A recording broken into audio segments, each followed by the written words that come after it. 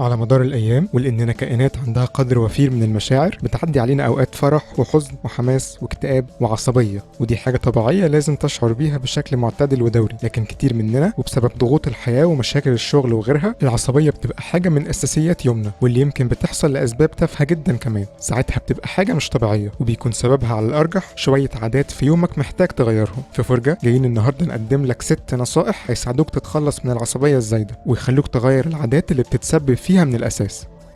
في بعض الأحيان العصبية بتكون بسبب تراكمات نفسية فضلت إنك تحتفظ بيها لنفسك وما تقولهاش لحد بدافع إنك ما تقلقهمش أو ما تضايقهمش، ودي حاجة ممكن تسبب لك مشاكل جسيمة على المدى البعيد. اتعود دايما إنك تحكي لأحد المقربين ليك أي حاجة مضايقاك، أو لو متضايق من حد معين أفضل 100 مرة إنك تروح تصارحه باللي مضايقك منه بدل ما تفضل كاتم ده في نفسك. الفضفضة عموما بشكل دوري بتقلل من الضغط العصبي بشكل كبير جدا، وخليك متأكد إنك دايما تقدر تشاركنا همومك ومشاكلك في الكومنتس في أي وقت، وأكيد هناخد الوقت إننا نقراها بعناية ونساعدك بكل الطرق الممكنة إحنا وكل أصدقاء فرجة. هتعدي عليك أوقات كتير هتكون بتحاول فيها إنك تختار بين عدة اختيارات علشان توصل لقرار ما. محاولتك للوصول لأفضل قرار ممكن هيزود عليك الضغط جدا، وبالتالي العصبية هتزيد. علشان كده تعود إنك تختار خيار كويس وبس، مش لازم إنه يكون أفضل خيار، يكفي إنه يكون كويس واللي بدوره هيوفر عليك وقت وصحة ومجهود ما كنتش تتخيله.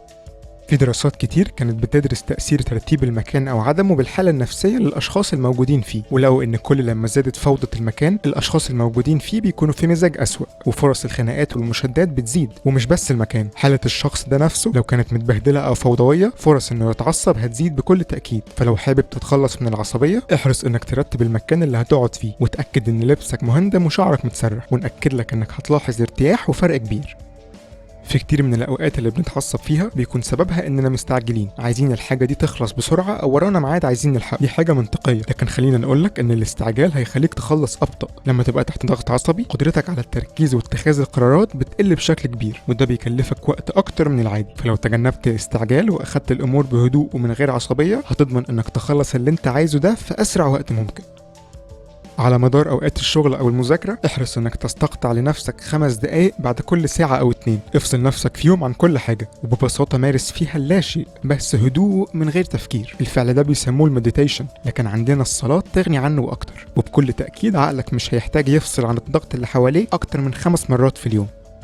عدم أخذ قسط كافي من النوم هو سبب كافي جدا إنه يخلي يومك صعب عليك ويخليك متوتر وعلى أعصابك، وتفضل تحت ضغط عصبي طول ما جسمك محتاج للنوم. مهما كانت الظروف احرص إنك ما تاخدش أقل من 7 ساعات من النوم بأي حال من الأحوال. ولو بتواجه مشاكل في النوم البلاي ليست دي هتساعدك بكل تأكيد.